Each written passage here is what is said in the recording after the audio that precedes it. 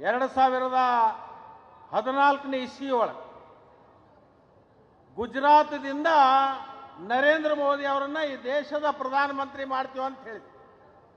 ನಮಗೆಲ್ಲರಿಗೂ ಎಂಥ ಕನಸುಗಳನ್ನು ಬಿತ್ತಿದ್ರು ಅಂದರೆ ಅವಾಗ ಹೇಳುತ್ತಿದ್ರು. ಇಲ್ಲೊಬ್ಬರು ಬಹುತೇಕ ಸಂಘ ಪರಿವಾರದವ್ರು ಬಂದು ಭಾಷಣ ಮಾಡಿ ಹೋಗಿರ್ಬೋದು. ಸೂಲಿ ಬೆಲೆ ಅಂತ ಹೇಳಿ ಅವ್ರು ನಮ್ಮ ಕಡೆನೂ ಬಂದಿದ್ದು. ಜನರಿಗೆ ಏನು ಹೇಳ್ತಿದ್ರು ಅಂದ್ರೆ, ಈ ದೇಶದಲ್ಲಿರ್ತಕ್ಕಂಥ ಭ್ರಷ್ಟಾಚಾರಿಗಳ ಹಣವನ್ನು ಹೊರದೇಶದಲ್ಲಿಟ್ಟಾರು. ರಾಜಕಾರಣಿಗಳು, ಅಧಿಕಾರಿಗಳು ಎಲ್ಲರೂ ಹಣ ಇದೆ. ಆ ಹಣ ನರೇಂದ್ರ ಮೋದಿ ಅವರು ಪ್ರಧಾನಮಂತ್ರಿ ಆದರೆ ಆ ಹಣ ಭಾರತ ದೇಶಕ್ಕೆ ತಂದ ಪ್ರತಿಯೊಬ್ಬರ ಮನೆ ಮುಂದೆ ಡಾಂಬ್ರಿ ರಸ್ತಾದ ಬದಲಿಗೆ ನಾವು ಬಂಗಾರ ತಗಡು ಬಡಿದ್ರು ಸಹಿತ ರೊಕ್ಕ ಉಳಿತದ ಅಂತ ಹೇಳ್ತೀವಿ. ಇನ್ನೊಂದು ಹೇಳಿದ್ರು, ಈ ದೇಶದ ರೈತರಿಗೆ, ಬರಗಾಲದಲ್ಲಿ ತತ್ತರಿಸ್ತಕ್ಕಂಥ ಜನರಿಗೆ ಶಾಶ್ವತವಾಗಿರ್ತಕ್ಕಂಥ ಪರಿಹಾರ ಕೊಡ್ತೀವಿ.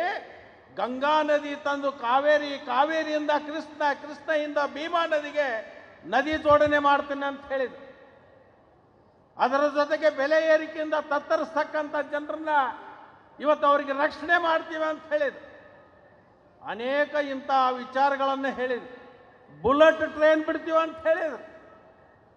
ಭಾರತ ದೇಶದ ಡಾಲರ್ ರೇಟ ಇವತ್ತು ಇಂಡಿಯಾದ ರುಪೀಸ್ ಮುಂದೆ 54 ಇತ್ತು. ಅದನ್ನು 10 ರೂಪಾಯಿಗೆ ತಂದು ಇಳಿಸ್ತೀವಿ ಅಂತ ಹೇಳಿದ್ರು. ಇವತ್ತೇನಾಗಿದೆ? ಇವರು ಕೊಟ್ಟಿರ್ತಕ್ಕಂಥ ಭರವಸೆ, ವಿದೇಶದಲ್ಲಿರ್ತಕ್ಕಂಥ ಕಪ್ಪು ಹಣ ತರ್ತೀವಿ, ಭಾರತ ದೇಶದ ರಸ್ತೆಗಳನ್ನು ನಾವು ಬಂಗಾರ ತಗಡಿನಿಂದ ಬಡಿತೀವಿ ಅಂತ ಹೇಳಿದ್ರು.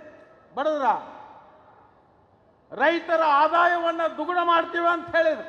ಮಾಡಿದ್ರ? ಇವತ್ತಿನ ದಿವಸ ಬೆಲೆ ಏರಿಕೆ ನಿಯಂತ್ರಣ ಮಾಡ್ತೀವಿ ಅಂತ ಹೇಳಿದ್ರು. ಇವತ್ತು ಬೆಲೆ ಏರಿಕೆ ಎಲ್ಲಿ ಹೋಗಿ ನಿಂತಿದೆ?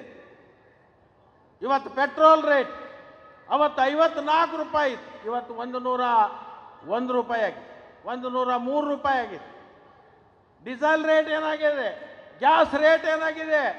ಅವತ್ತಿನ ದಿವಸ UPA ಸರ್ಕಾರದ ವಿರುದ್ಧ ಬೆಲೆ ಏರಿಕೆ ಹೋರಾಟಗಳನ್ನು ಮಾಡಿ ಅಧಿಕಾರಕ್ಕೆ ಬಂದಿರತಕ್ಕಂಥ ಭಾರತೀಯ ಜನತಾ ಪಕ್ಷದವರು ಇವತ್ತು ಜನರ ಮುಂದೆ ಬಂದು ಮತಗಳನ್ನು ಕೇಳ್ತಕ್ಕಂಥ ಯೋಗ್ಯತೆಯನ್ನು ಕಳ್ಕೊಂಡಿದ್ದಾರೆ ಅಂತಕ್ಕಂಥದ್ದನ್ನು ಈ ಸಂದರ್ಭದಲ್ಲಿ ನಾನು ಹೇಳಿಕ್ಕೆ ಬಯಸ್ತೀನಿ. ಅದಕ್ಕೆ ಬಂಧುಗಳೇ, ನಾನು ಮತ್ತೊಮ್ಮೆ ಬರ್ತೀನಿ.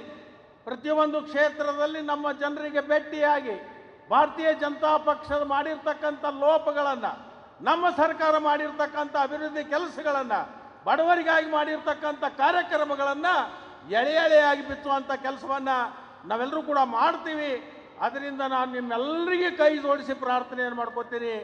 ನಮ್ಮ ಅಭ್ಯರ್ಥಿ ಸಂಭಾವಿತ ಎಲ್ಲ ಸಮಾಜವನ್ನು ಕರ್ಕೊಂಡು ಹೋಗ್ತಕ್ಕಂಥ ಒಬ್ಬ ಉತ್ತಮ ವ್ಯಕ್ತಿ.